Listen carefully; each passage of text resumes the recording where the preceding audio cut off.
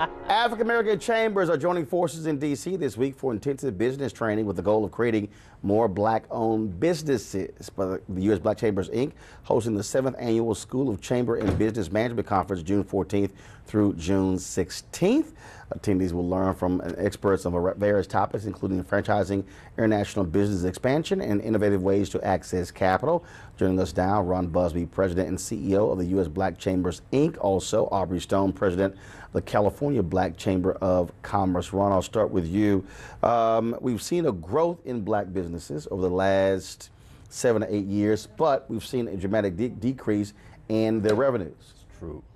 Number of businesses grew by roughly 700,000, but the average size black business went from $86,000 a year down to $74,000 a year. So we've had the good news of new growth. So the total number of black-owned businesses? 2.6 million. 2.6 million black-owned businesses.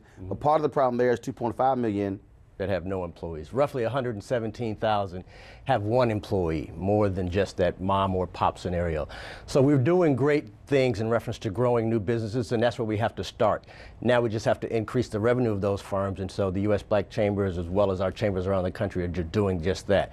It was ironic that you just had your speaker on talking about the medical marijuana. During our conference this week, it will be discussed not only from a consumption standpoint, so many African Americans are in it, but also to talk about how we can be business owners, how we could profit from this new industry from both the medical side as well as the consumption side. And so we think this conference will discuss those things as well as other to improve our communities. Aubrey, yesterday, this region of the Minority Supplier Development Council, they had a golf tournament yesterday, and I was able to play in it, help raise some money for University of Maryland Eastern Shore, and they are under attack from the Trump administration in their budget. Here you have the only office that is about driving opportunities for black business, and they're looking to cut some $4 million from. I don't know where you got a president who said he wants to be the jobs president, make America great again, but he's screwing black business. I would agree with you wholeheartedly on that comment. The thing that's interesting about that scenario is in the Small Business Administration and the things that they do is obviously it's almost like, you know, the president saying, or his cabinet member saying, I don't see any need to have a preschool food program because it doesn't help the young kids get better grades, you know. So it's one of those catch as you can, catch as you can statements.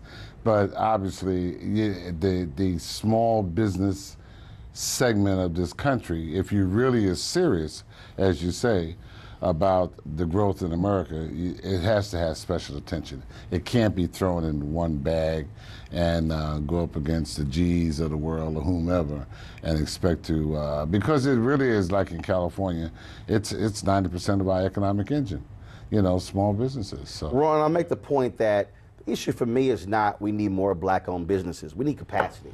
I mean, you can have more black-owned businesses, sure, fine, doing 78,000, having no employees, but you need to have businesses that are actually employing 10, 20, 30, 50, 100, 200 plus people. Exactly. The only way we're going to really move the needle is, and I appreciate the comments that you made, and that is really through mergers and acquisitions.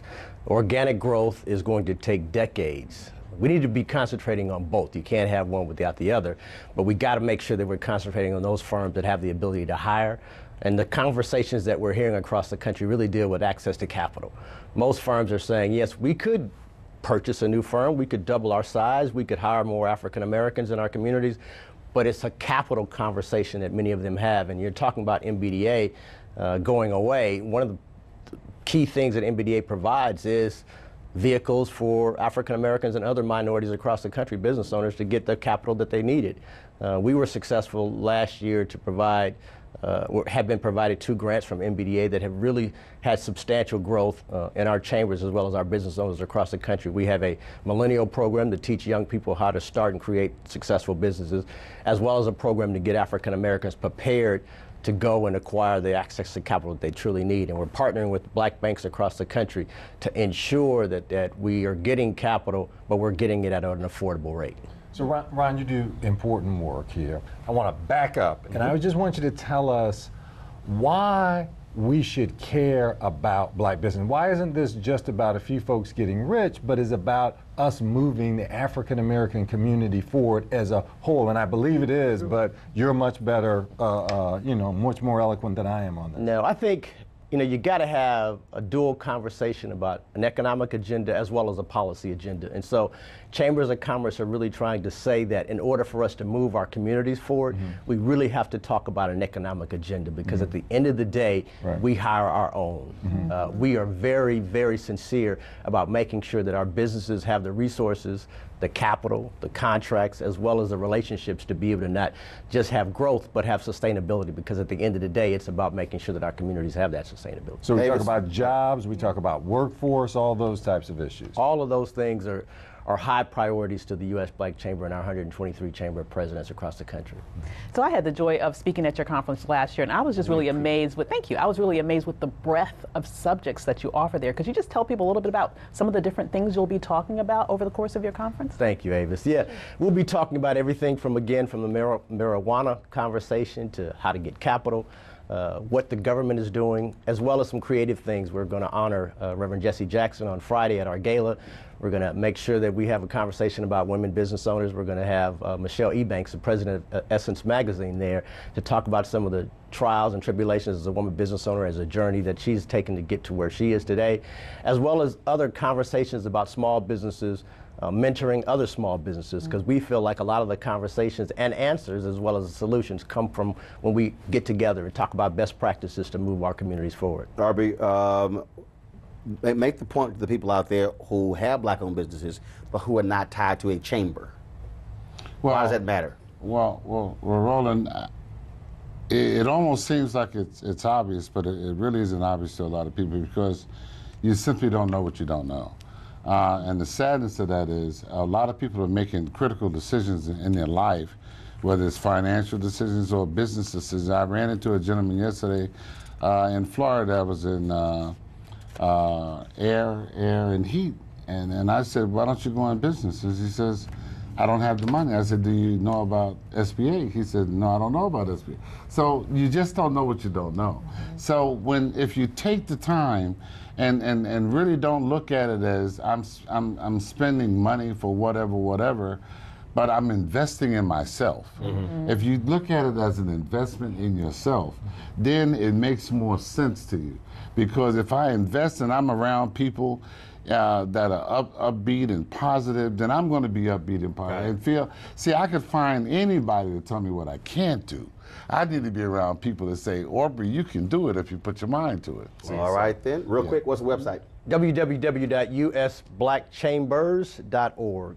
Okay. www. One of the things I'll end with, a lot of over the last 18 months, seconds. A lot of folks were talking about making America great again. We say in order for America to be great, there's got to be a great black America. In order for there to be a great black America, you need great black businesses. In order for there to be great black businesses, you need great black chambers. All right, we appreciate it. Thanks a bunch. A peaceful protest turned deadly. 37-year-old black man was shot and killed by Baton Rouge police. His hands are in the air, and you still get shot by the cops. Oh my God, please don't tell me he's dead. We're not going to let hate define us. Race is a big part of this. If truly all lives matter, then all lives need to matter equally. What we require is action. What we require is accountability. We understand that black lives do matter, and we will keep focused on this issue. NewsOne Now, every weekday morning at 7 on TV1.